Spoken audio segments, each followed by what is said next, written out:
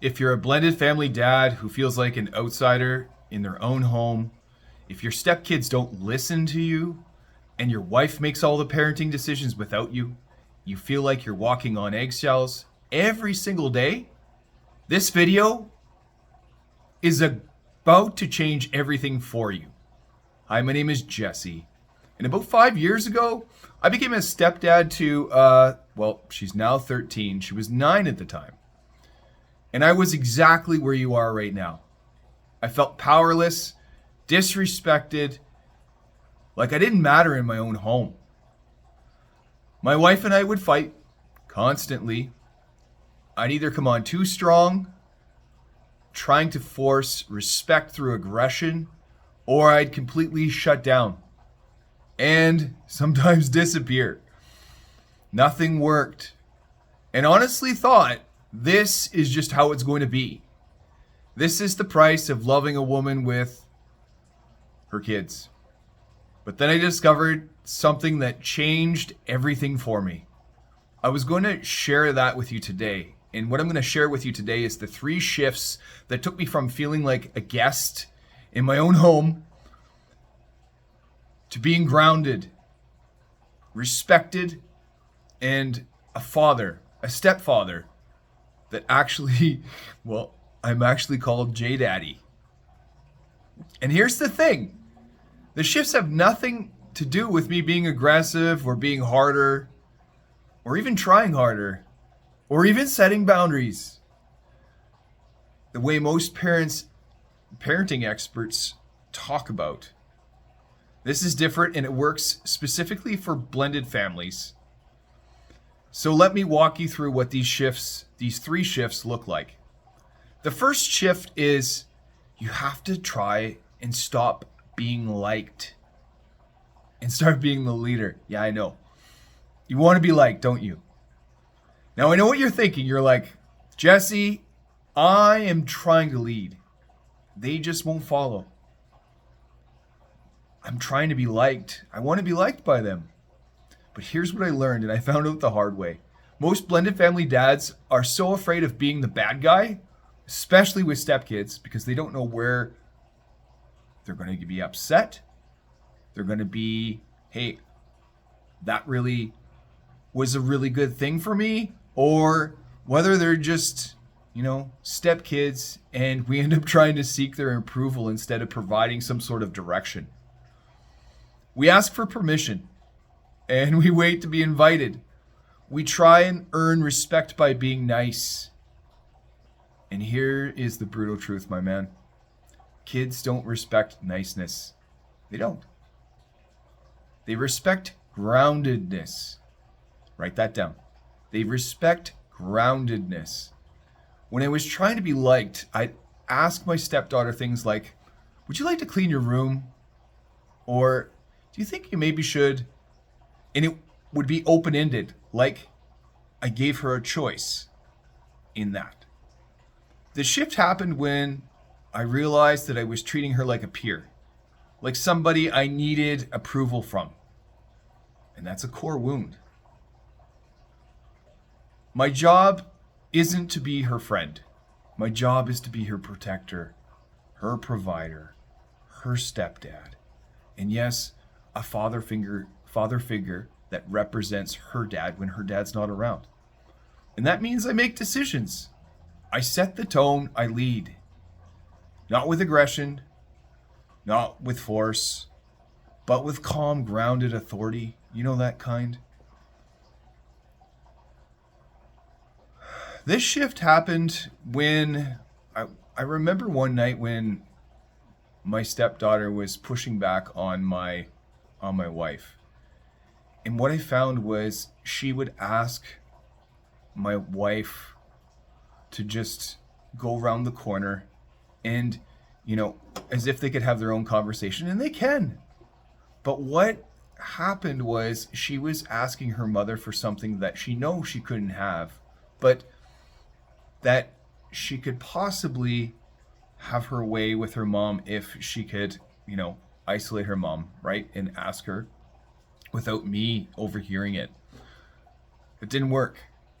And to be honest, That's not fair. It's not fair to her. It's not fair to my wife. It's not fair to me, because she has got to see us as a team, and she did. So what I did was I spoke up and I said, no, you get to see me here with mom, and we're going to work this out. Whatever you have to ask mom, you can ask me too. So what that did was it set the tone for boundaries.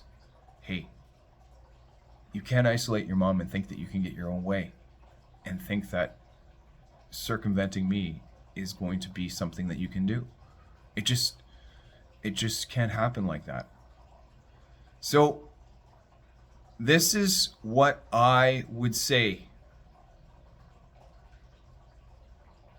would be something to keep in mind, because your stepchildren, and your own children for that matter, will try and find a wedge or a crack, and they will take advantage of that.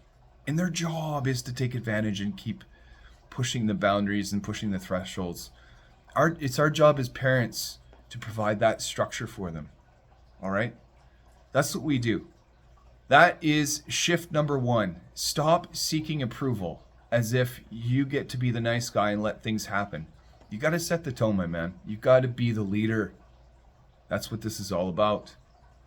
The second shift, fighting for respect to commanding respect, looks like the second shift that you didn't know that you could possibly do. It is, you don't fight for it. You don't have to command it. And commanding respect has nothing to do with being loud or dominant. It isn't militant, okay? It has everything to do with being grounded in yourself, and it can be calm. It can be at a tone like this, where it's firm and yet soft. It's masculine and it's safe. And here's what I mean. When I was fighting for respect, I was acting and reacting to everything. And my wife would undermine me in front of the kids. And yeah, that happens, right? That's one of the top issues within blended families. What happened was I'd get defensive. And what I would do is I would leverage my daughter into an opposing decision. So if she, my wife, tried to get my daughter to eat a certain food, what I would do is say, no, it's okay. You don't have to do that. That's a form of triangulation, and we can get into that another time. But the kids in those times, they either shut down, they explode and talk back, or it comes out later as something that could have been avoided because it's a projection somewhere else. So what happened was I was in reaction mode a lot. Sometimes every day, 24/7. And you know what happens when you're constantly reacting? You know what I'm talking about. You know what I'm talking about. You're all over the place. People lose respect for you because you're not grounded. I wasn't. And we're all over the place, just like I just said. The shift happened for me when I started working on myself first, because let's face it, when we know where we are in the world, we know how to show up for other people. When we don't know where we are, you know the rest. I started taking care of my body, working out, eating better, and actually sleeping, getting to bed at a decent hour. I started shifting my mindset too, because I was catching myself with the negative self-talk and obsessing about it. And sometimes, it would be something of which was sarcastic. And it would catch my wife off guard. It would catch my kids off guard. And it was things that slipped out of my mouth that I never wanted to say. And what I did was I started reframing it into something that was more useful. And here's the crazy thing, though. Here's the crazy thing. I didn't even change my behavior with the kids at first. I just changed how I showed up. I was present. And I didn't have to say anything sometimes. I was just there. I became calmer, more present, less reactive. And you know what happened? My wife started respecting me more. This is the truth. The kids started listening more because in response to what I was doing, she started to take note. And she started to respect. So what the kids started doing is seeing that as an example. So, okay, J Daddy's doing something different. Okay, all right. Mom's, okay, this must be real. This must be serious. And it wasn't because I demanded it. It was because I was finally showing up as a man who felt like I deserved it. What I did was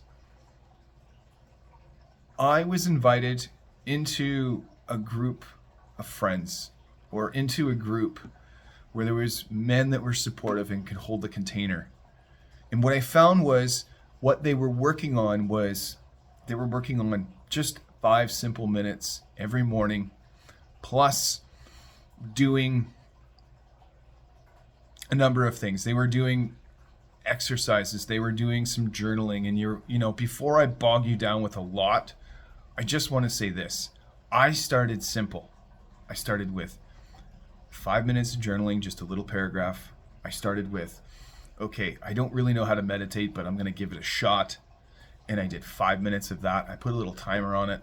And then I just started with like 21 push-ups. That's what I did. That is what I did. And then I added 1 push-up every day that I did this. And it's paid in dividends, because I'm able now to meditate for an entire half hour. So sometimes a little bit more. And I journal maybe a page. I take time to do that because that's what I do.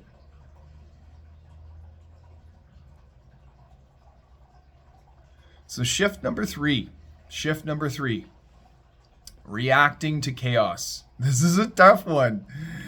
To create structure. This is the third shift. Tongue-tied here. Blended families are inherently chaotic. And you know what I'm talking about. There's exes. There's different parenting styles. There's loyalty binds. There's all sorts of complexity and nuances that don't exist in regular families. And by regular families, I mean the ones that haven't ended in divorce.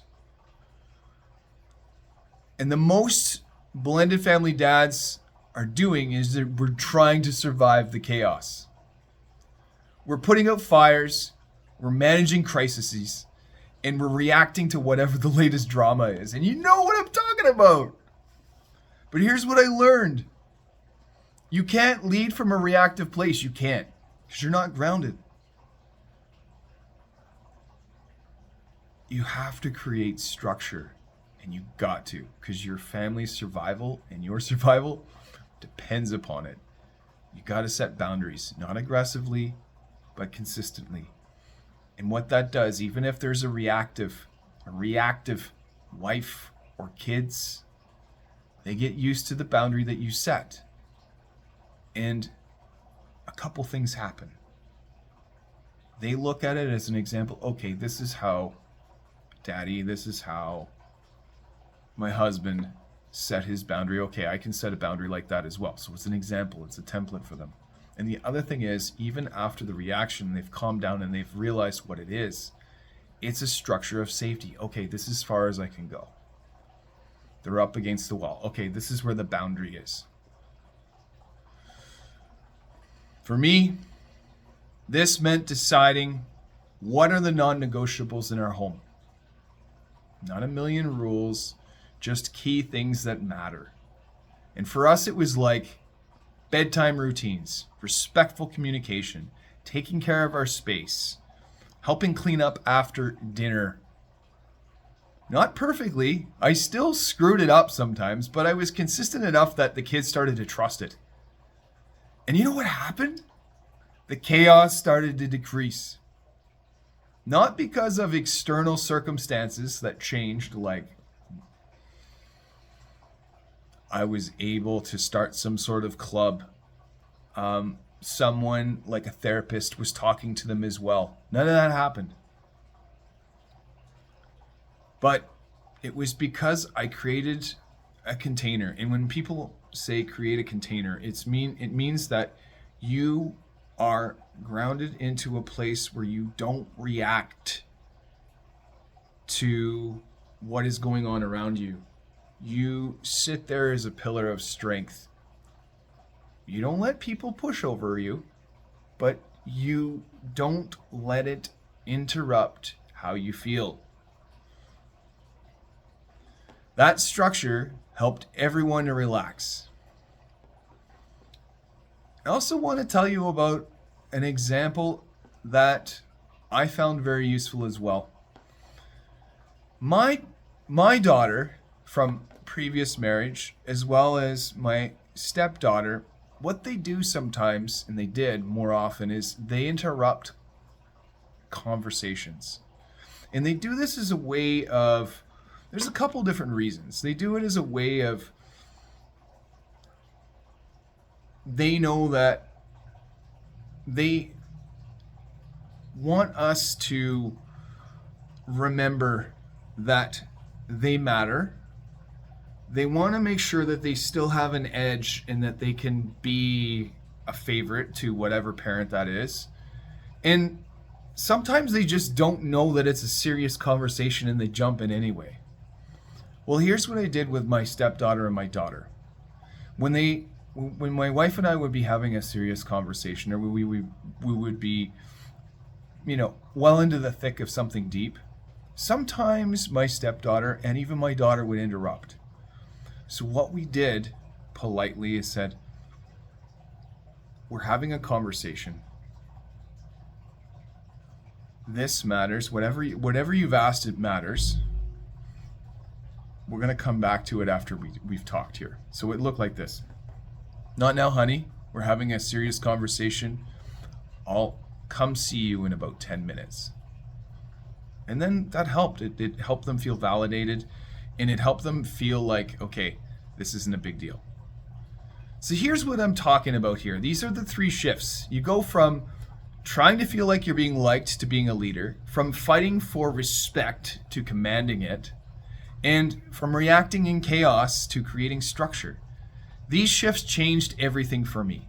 My stepdaughter barely went from tolerating me to calling me J Daddy, because it's fun for her. My wife went from undermining me to trusting my leadership. And I went from feeling like having imposter syndrome in my own home to feeling grounded, relaxed, and I actually enjoy being a father now. Now, I know what you might be thinking. Now, this sounds great, Jesse, but how did you actually make these shifts? And that is a fair question.